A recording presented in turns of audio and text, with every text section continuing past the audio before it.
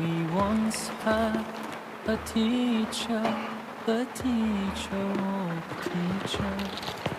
He changed the world for the better and made us better creatures.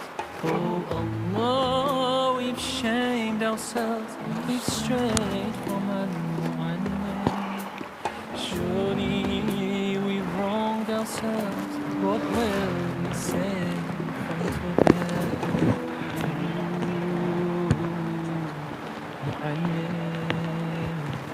He was Muhammad. Assalamualaikum warahmatullahi wabarakatuh. Alhamdulillah. Nahmaduhu wa nasta'inuhu wa nastaghfiruh. Wa na'udzu billahi min shururi anfusina wa min sayyiati a'malina. May yahdihillahu fala mudilla lahu wa may yudlil fala hadiya lahu. Ashhadu an la ilaha illallah wahdahu la syarika lah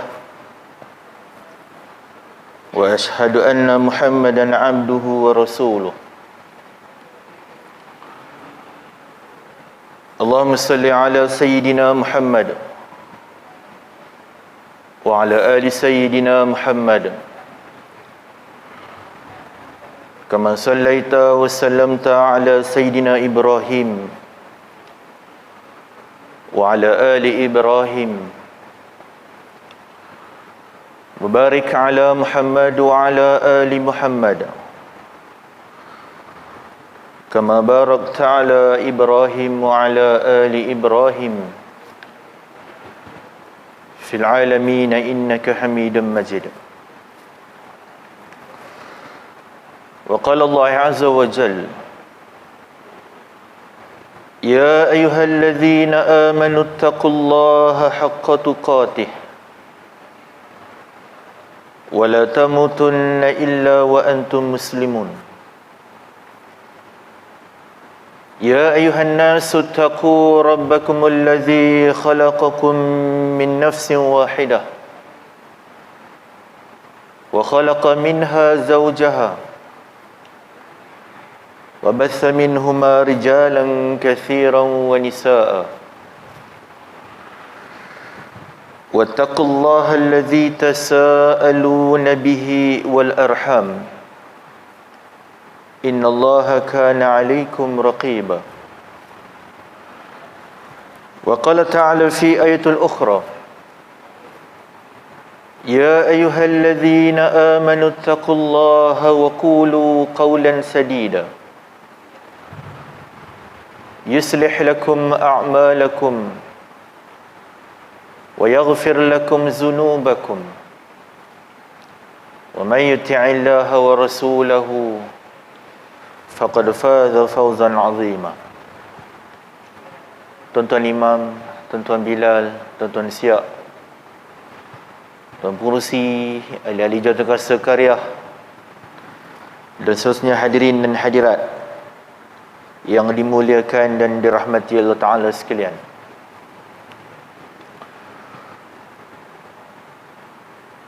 Pertamanya saya peringatkan diri saya dan diri tuan-tuan sekalian untuk kita bersama-sama bertakwa kepada Allah Subhanahu wa Ta'ala dengan kita mematuhi segala titah dan perintahnya dan sedaya upaya untuk kita menjauhi segala larangannya. Dan kita panjatkan rasa syukur kepada Allah Subhanahu wa Ta'ala yang melimpahkan nikmat dan kurniaannya kepada kita semua pada malam ini,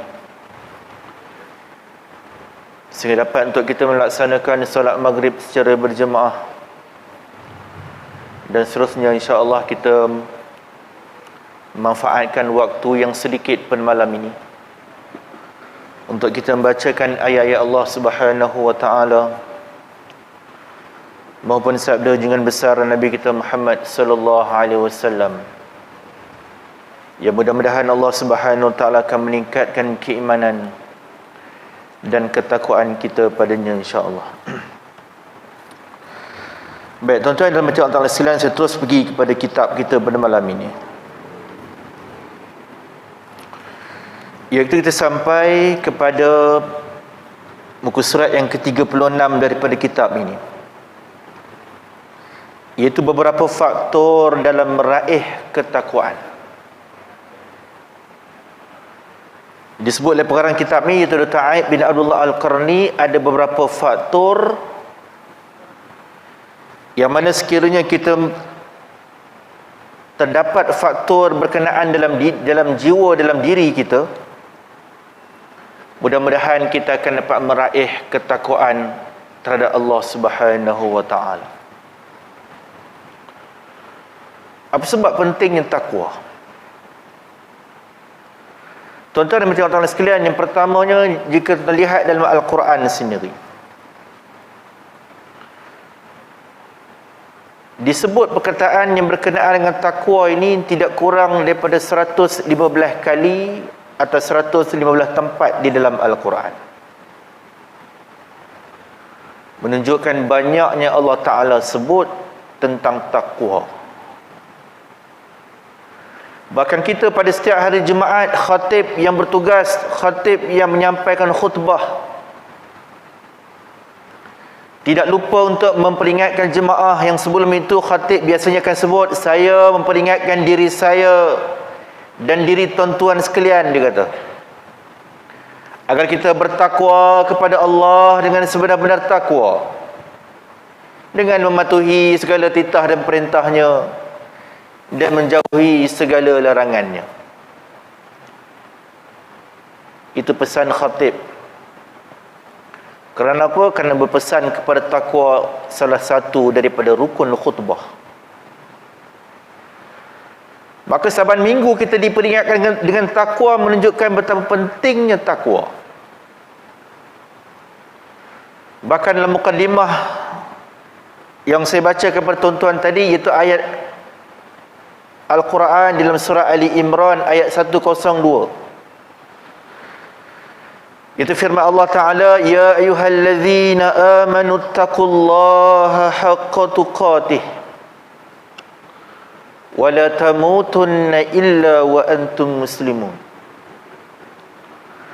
Kata Allah, wahai orang-orang yang beriman, ittaqullah, takwalah kamu kepada Allah, haqqa tuqatih, dengan sebenar-benar takwa,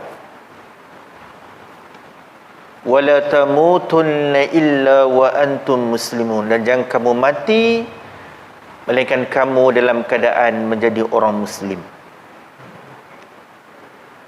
Bahkan selain daripada ayat itu, banyak lagi tuan-tuan ayat-ayat lain yang menyentuh tentang takwa. Dalam surah Al-Maidah umpamanya, ya ayuhan nas taqu rabbakumul ladzi khalaqakum min nafsin wahidah wa khalaqa minha zawjaha wa batha minhuma rijalan katsiran wa nisaa wattaqullaha alladzi tasaaluna bihi wal arham innallaha kana 'alaikum raqiba. Wahai manusia, bertakwalah kamu kepada Allah yang telah menjadikan kamu dari jiwa yang satu dan kemudian menjadikan pula pasangan-pasangan kamu. Maka daripada yang demikian itu menyebabkan kamu membiaknya keturunan-keturunan daripada kalangan lelaki dan perempuan. Begitu juga dalam surah Al-Ahzab, Quran sebut, ya ayyuhallazina amanu taqullaha wa qulu qawlan sadida. Itu semua ayat, hadirin sekalian, yang menjurus kepada takwa.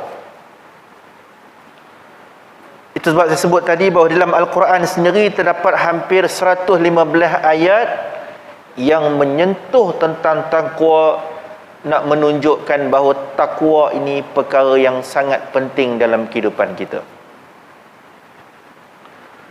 Sebab tu dalam pemikiran orang yang beriman, orang mukmin, tidak lain tidak bukan, mereka akan berfikir setiap hari dan setiap hari, bagaimana kedudukan takwa aku, bagaimana takwa aku kepada Allah Ta'ala pada hari ini, macam mana.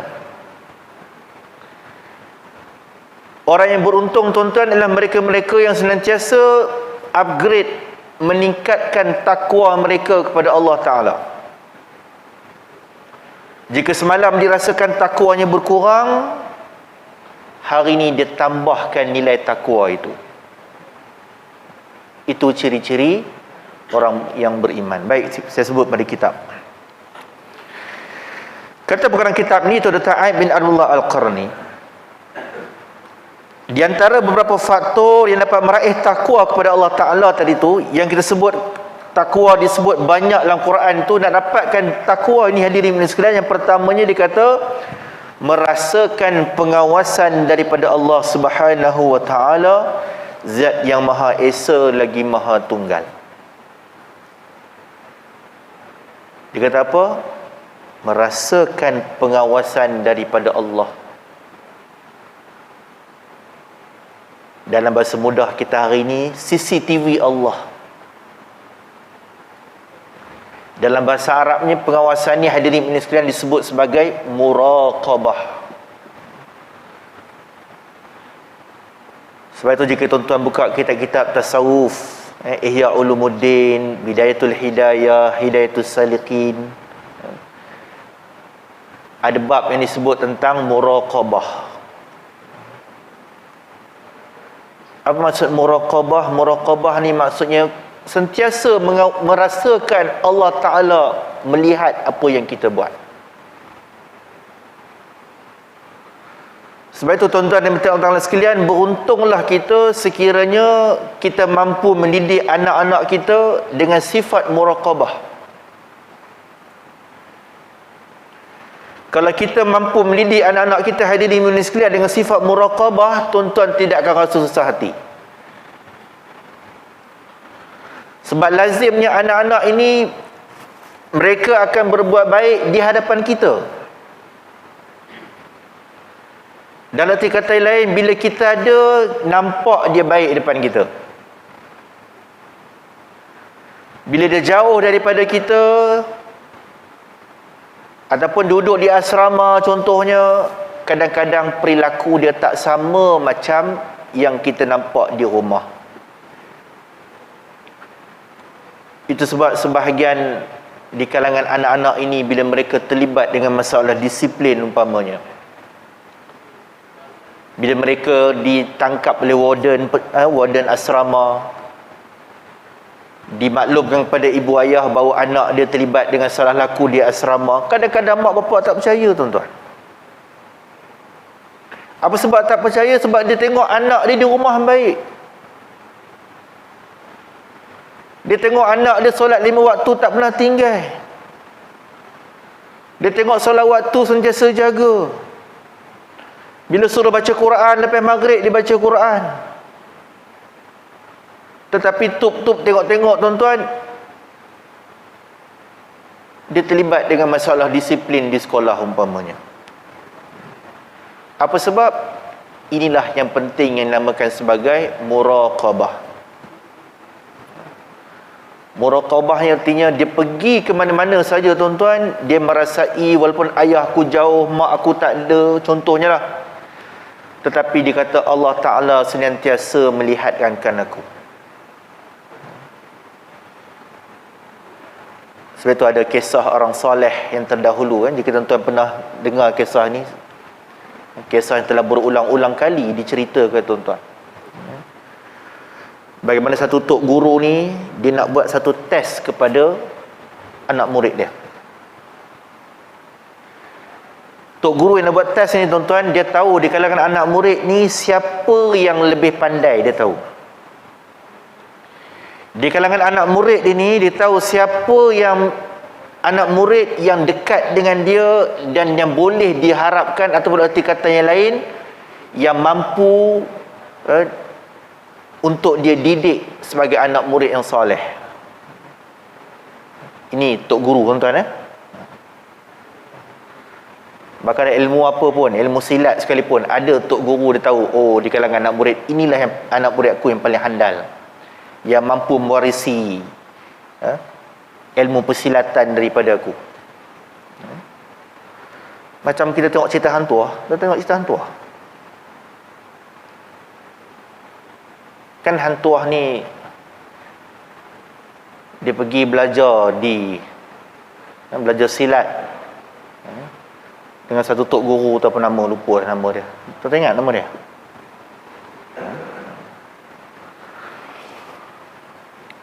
Padahal anak murid ni banyak.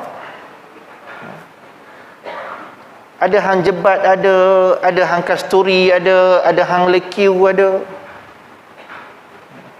Tetapi tok guru nampak, oh hang tuah lah orang paling kanan dia. Jadi sama juga kes orang soleh ni. Okay.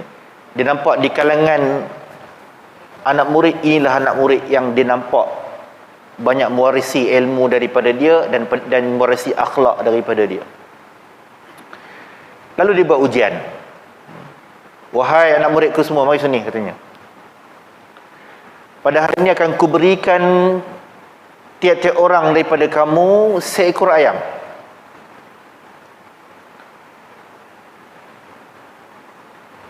Dan aku juga berikan kepadamu alat untuk menyembelih ayam ini.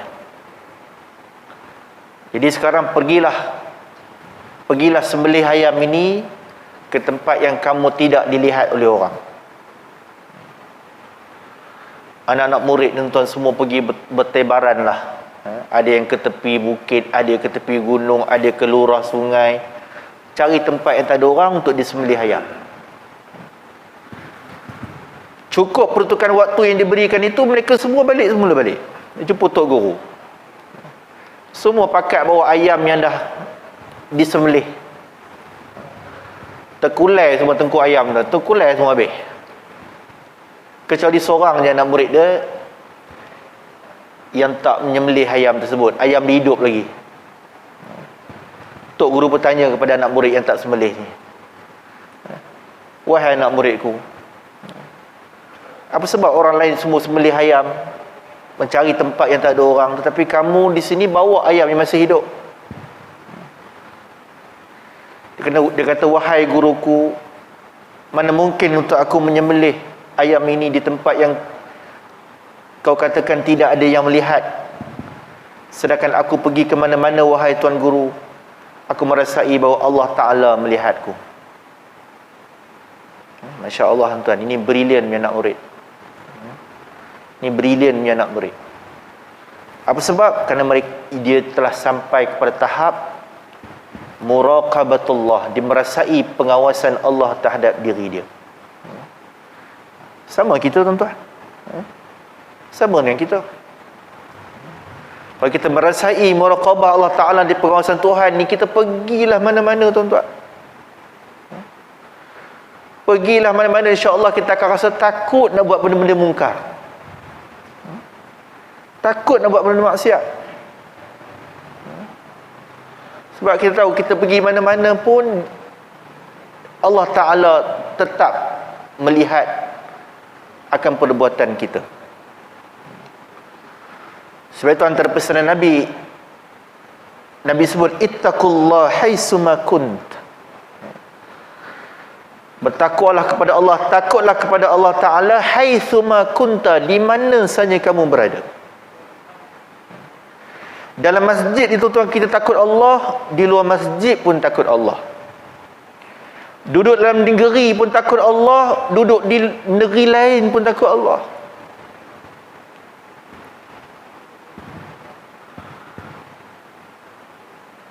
Jangan dekat sini kita pakai kopiah, pergi sepadan Siam simpan kopiah. Ni ada orang cerita kat saya, Allah alam lah, Ustaz katanya, Papa Haji pun pergi juga Ustaz. Pergi mana? Siam ni. Apa buatnya? Melancong. Tapi itulah Ustaz, ada satu tempat dia pun nak pergi tu, dia mesegan juga, simpan kopiah dalam poket. Na'udzubillah tuan-tuan. Itu kata, itu bukan ittaqullah haitsuma kunta tu. Itu takut Allah di Malaysia aja. Pergi ke tempat lain, dia rasa orang tak ada, siapa pun tak kenal, dia rasa nak buat benda yang sesuka hati dia. Na'udzubillah. Baik. Yang kedua, Antara faktor dalam meraih ketakwaan ni ialah disebut bahawa melaksanakan ibadat-ibadat wajib dan segala bentuk ketaatan. Yang kedua, nak meraih takwa kepada Allah Ta'ala ni, dia kata hendaklah melaksanakan ibadat-ibadat wajib dan segala bentuk ketaatan. Apa maksudnya tuan-tuan? Artinya buat benda-benda yang Allah Ta'ala fardukan kepada kita. Benda yang fardu ni tuan-tuan, benda yang berat sangat tuan kita nak buat sebenarnya. Tuan-tuan nak tahu betapa berat tak berat kefarduan satu benda Tuhan tu, tuan-tuan tengok cabaran dia. Kita ambil contoh satu, fardu jemaat. Solat jemaat ni tuan-tuan, kefarduan dia sangat berat. Sebab itu disebut sebagai ia merupakan fardu ain. Fardu ain artinya kewajipan yang tak boleh kita pindah kepada orang lain, mesti diri dia sendiri melaksanakan solat Jumaat itu. Dan cuba kita tengok antara waktu, dalam waktu-waktu yang ada ni, waktu yang mana ni tuan-tuan yang kita rasa paling mengantuk sekali tuan-tuan? Katalah kita dapat tidur waktu tengah hari Jumaat. Oh, dia punya sedap tidur tu tuan-tuan, dia punya lain macam rasanya tuan-tuan. Katalah tuan-tuan makan tengah hari ke 12.30 hari Jumaat tu. Lepas makan 12.30 tu tuan-tuan, kita pergi baring kat bilik kita, tidur baring. Lepas makan nasi tu, cuba tuan-tuan tengok, dia punya nak bangun ni tuan-tuan, ya Allah ya Rahman. Silat-silat gaya kalau tak ada kekuatan lah tuan-tuan, silat-silat boleh terlepas sembahyang Jumaat. Bahkan kalau sebahagian kita pun yang datang sikit ataupun ketika datang solat Jumaat, cuba datang tengok waktu masuk pukul 1, 1.10, ketika khatib dah mula nak khutbah, cuba tuan tengok, ramai yang jaga ke ramai yang lena tuan-tuan? Ramai yang jaga ke ramai yang lena? Kadang-kadang kita berasa pelik, aku kat rumah payah betul nak tidur.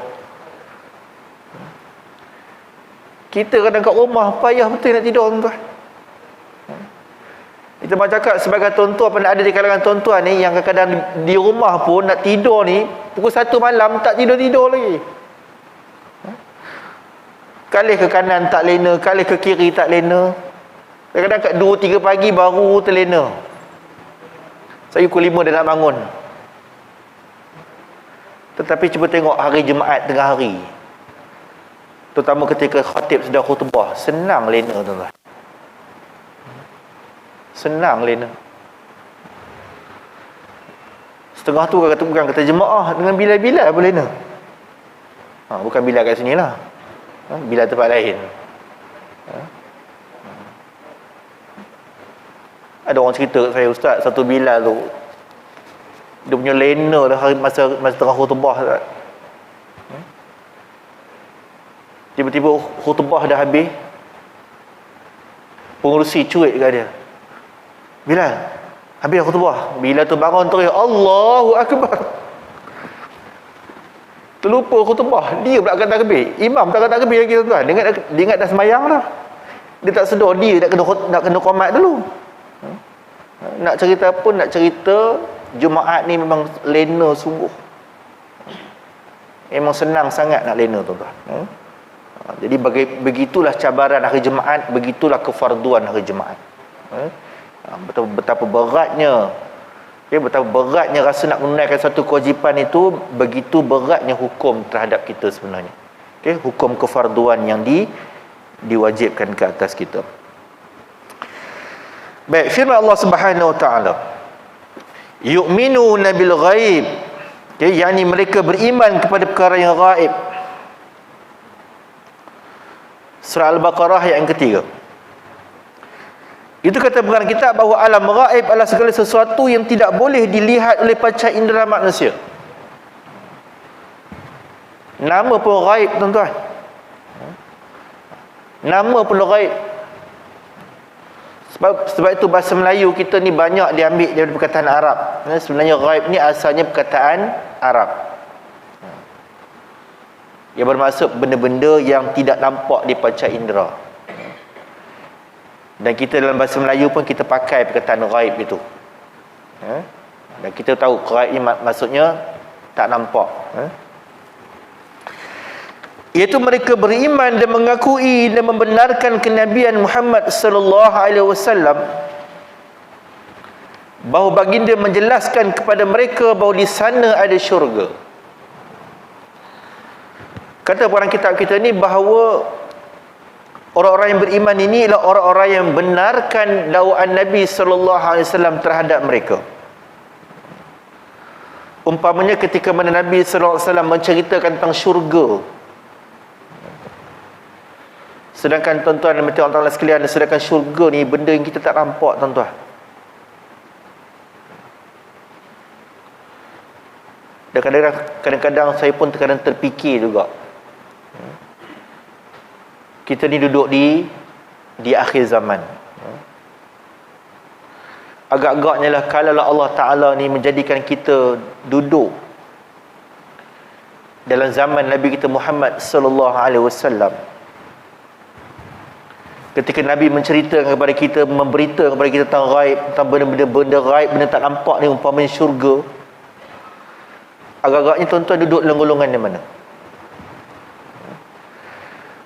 Tuan-tuan duduk geng Abu Bakar As-Siddiq ke duduk geng Abu Jahal? Sebab geng-geng Abu Jahal dia tak percaya ni syurga, sebab benda tak nampak. Kita ni syukurlah pasal kita lahirlah bapak kita Islam, mak kita Islam. Dari kecil lagi kita didedahkan dengan syurga, neraka, dosa, pahala. Kurang-kurang kita percaya. Kurang-kurang senang untuk kita percaya.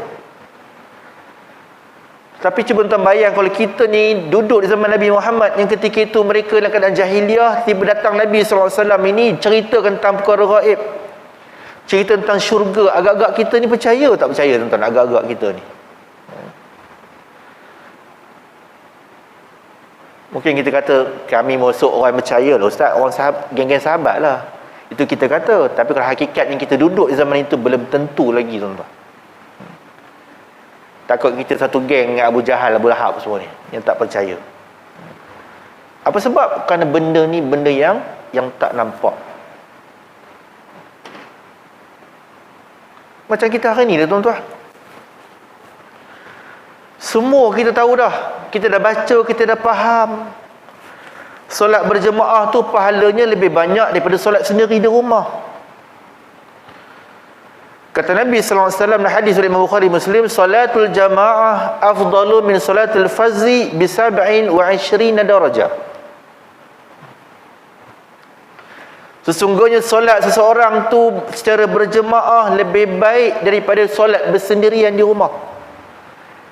Berapa kadar pahalanya? 27 darjat. Tetapi walaupun kita dah dengar perkara ni, tuan-tuan, berapa ramai kita yang betul-betul yang rasa rugi dah aku tak datang, rugi kalau aku sembahyang di rumah, tambah rumah aku dekat dengan masjid pula, rugi kalau aku tak pergi. Berapa ramai yang rasa macam tu, tuan-tuan? Sebab apa? Kerana kita tak nampak benda tu. Kalaulah 27 kali ganda tu, tuan-tuan, ditukar dalam bentuk RM27, agak-agak ramai tak datang ke masjid. Tuan-tuan, agak-agak ramai tak datang. Sekali datang tulis nama kan, kita tulis nama kat luar, ambil suhu, di ujung tu sign, dapat RM27. Agak ramai tak datang, tuan-tuan. Bersusun ingat ni, kereta-kereta bersusun sampai kat luar tu. Kerana apa? Kerana kita bermain dengan perkara yang disebut sebagai perkara ghaib. Yang percaya, yang yakin dah dia datang. Macam tuan-tuan lah, yang yakin, yang percaya. Bahkan Nabi sebutlah hadis-hadis tentang kelebihan mereka yang menuntut ilmu, mereka duduk dalam menuntut ilmu, Para malaikat mendoakan mereka, para malaikat mendoakan supaya diampunkan dosa mereka. Sampai kata Nabi, hatta al-haitanul fil bahri, sampai lautan ataupun sampai ikan berada di lautan pun memohon keampunan untuk orang yang berada dalam majlis ilmu ni. Tetapi berapa ramai tuan-tuan yang betul-betul dipegang dengan apa yang Nabi sebut tadi tu? Jawapannya, tak ramai. Apa sebab? Kerana benda ni semua benda yang dijanjikan secara gaib, yang kita tak nampak. Kalau nampaklah tuan-tuan, berpusu-pusu manusia akan datang. Maka itu disebutkan bahawa kata Nabi SAW, Nabi telah menjelaskan kepada mereka bahawa yang dikatakan perkara gaib itu termasuklah di sana adanya syurga, di sana adanya adanya neraka, di sana adanya hari perhitungan, yaumul hisab. Kita kena yakin dan percaya kita akan dihisab oleh Allah Ta'ala besok. Yang mana hisaban Allah Ta'ala ni adalah hisaban yang kita kata tak boleh manusia nak lari lagi dah. Tak boleh manusia nak lari. Di atas dunia ni tuan-tuan macam-macam manusia boleh buat. Tetapi di akhirat manusia tak boleh lari daripada perhitungan Allah Subhanahu Wa Ta'ala. Adanya seksa al-iqab. Al-iqab tu pun benda gaib, tak nampak. Adanya thawab, ada pahala macam kita sebut tadi. Nabi kata 27 kali ganda, tak nampak. Kalau nampaklah tuan-tuan, katalah Tuhan bagi pahala tu nampak bergantung-gantung yang kita boleh ambil.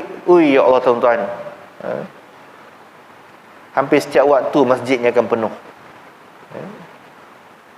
Macam tadi lah saya sebut tadi, katalah pahala tu bentuk macam ampau, dibubuh RM27 dalam tu. Siapa datang ambil. Oh, berpusu-pusu orang datang tuan-tuan. Dan dikata di sana juga adanya hari timbangan dan juga penitian jalan. Kita tahu ini juga perkara gaib, itu apa dia? Al-mizan, itu timbangan. Semua kita akan ditimbang sebanyak mana amalan kita. Jika amalan kebaikan kita lebih tinggi daripada kejahatan kita, berbahagialah kita tuan-tuan. Tapi yang kita takut jika ditimbang, kejahatan kita lebih tinggi daripada kebaikan kita. Na'udzubillah min zalik. Dan juga penitian jalan, itu titian sirat. Titian siratul mustaqim, yang manusia akan melalui titian tersebut. Ini semua adalah perkara-perkara yang gaib. Dan di sana juga terdapat kenikmatan yang abadi dan seksa yang kekal selama-lamanya. Apa dia kenikmatan yang abadi? Itu syurga Allah Ta'ala. Beruntunglah manusia mendapat syurga Allah Ta'ala. Dan juga seksa yang kekal selama-lamanya, iaitu khususnya bagi orang yang kufur dengan Allah Ta'ala, mereka akan mendapat seksa yang kekal selama-lamanya, khalidina fiha. Sebab itu diperingatkan kepada kita, jangan kita mati melainkan dalam keadaan kita beragama Islam. Itu mati dalam keimanan. Sebab apa mati dalam keimanan ni tuan-tuan? InsyaAllah penghujung-penghujungnya, dia akan masuk juga ke dalam syurga Allah Ta'ala. Tetapi jika manusia tidak ada iman, dia kufur dengan Tuhan, maka kita takut dia akan berhadapan dengan seksa yang kekal selama-lamanya. Yang ni na'udzubillah. Baik, kemudian di samping itu adanya Sang Pencipta. Itu Tuhan yang Maha Esa, lagi Maha Bijaksana, lagi Maha Berkuasa, lagi Maha Mengetahui, lagi Maha Melihat dan Mendengar, bersinggah sana di atas arasnya. Dan kalau dia menghendaki sesuatu, dia hanya mengatakan sesuatu itu jadi. Innama amruhu idza arada syai'an ay yaqula lahu kun fayakun. Itu Allah Ta'ala ni apabila dia nak berkehendaki akan sesuatu, dia hanya mengatakan jadi, maka jadilah. Dan juga baginya kerajaan dan semua urusan, yang setiap hari dia selalu dalam urusannya. Dan semua itu mereka mempercayainya. Siapa yang percaya ni? Orang-orang yang beriman.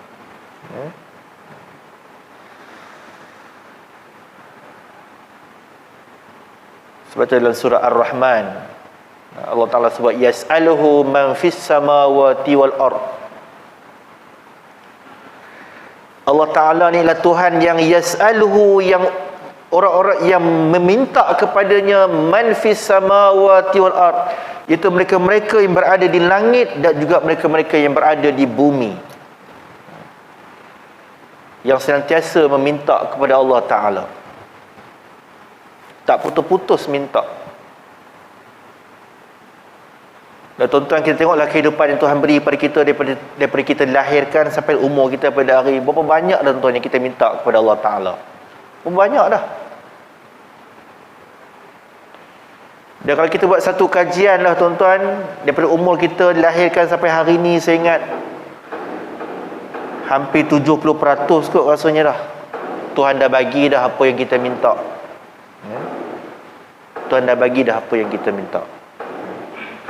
Sebab tu dikatakan yas'aluhu man fis samawati wal ard, telah minta kepadanya mereka-mereka yang berada di langit dan juga di bumi. Kullu yawmin huwa fi sya'n. Dan Allah Subhanahu wa taala pada setiap hari dia selalu dalam urusannya. Urusan mentadbir bumi ini, urusan mentadbir alam ini dengan begitu hebat sekali, dengan begitu konsisten sekali. Allah menjadikan siang, menjadikan malam. Urusan semua berjalan mengikut apa yang telah dicaturkan oleh Allah Subhanahu wa taala. Baik tuan-tuan, waktu pun dah masuk. Kita tetap dengan SOP yang telah ditetapkan untuk kita berhenti sebaik saja masuk saja waktu isyak. Jadi mudah-mudahan Allah rahmati saya dan merahmati tuan-tuan sekalian. InsyaAllah jika ada masa, kita akan berjumpa lagi pada masa-masa yang akan datang. Marilah sama-sama kita akhiri kuliah kita pada malam ini dengan bacaan doa insya-Allah. Al-Fatihah. A'udzubillahi minasyaitonirrajim. Bismillahirrahmanirrahim.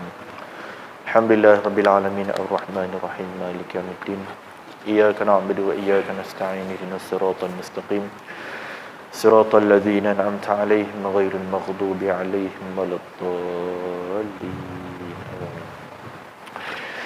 أعوذ بالله من الشيطان الرجيم بسم الله الرحمن الرحيم الحمد لله رب العالمين والصلاة والسلام على أشرف الأنبياء والمرسلين وعلى آله وصحبه أجمعين اللهم أرنا الحق حقا وارزقنا اتباعه وأرنا الباطل باطلا وارزقنا اجتنابه اللهم اجعل جمعنا هذا جمعا مرحوما وتفرقنا من بعده تفرقا معصوما ولا تجعل منا شقيا ولا محروما Ya Allah Rahman Rahim, Ya Hayyu Qayyum Rabbal Alamin. Ya Allah, semerodai apa yang kami lakukan pada malam ini, Ya Allah. Dengan kuliah ilmu yang kami laksanakan pada malam ini, Ya Allah, jadikanlah ianya sebagai wasilah kepada kami, lakukan manjakan usaha kami dalam mentaati akan titah dan perintah-Mu, Ya Allah. Jadikan ia sebagai wasilah kepada kami, lakukan menyembuhkan penyakit kami hadapi, Ya Allah. Dan jadikan sebagai wasilah kepada kami, lakukan menyelamatkan kami dan bebaskan kami dari segala mara bahaya, bala bencana, wabak, penyakit COVID-19 dan sebagainya, Ya Allah. Ya Allah Rahman Rahim, Ya Hayyu Qayyum Rabbal Alamin. Segerakan pahala kami hadir pada malam ini, Ya Allah. Sampailah pahala kami ini kepada arwah ibu bapa kami, atau arwah datuk nenek kami, atau arwah keturunan kami. Mudah-mudahan mereka juga dapat manfaat daripada apa yang dilakukan oleh kami, Ya Allah, tanpa murang pun sedikit pun daripada pahala-pahala kami. Rabbana atina fid dunya hasanah wa fil akhirati hasanatan wa qina azabannar. Wa sallallahu nabiyana Muhammadin wa ala alihi wa sahbihi wa sallam. Walhamdulillahi rabbil alamin. Wabillahi taufiq. Wassalamualaikum warahmatullahi wabarakatuh.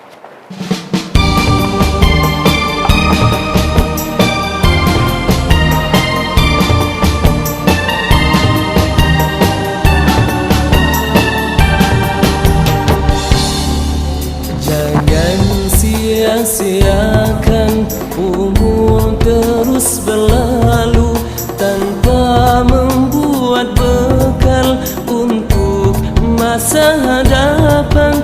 Jangan sia-siakan umur terus berlalu tanpa membuat bekal untuk masa hadapan. Ingat di suatu waktu kita akan bertemu saat pertanggungjawaban di hadapan Tuhan. Ingat suatu waktu kita akan bertemu saat pertanggungan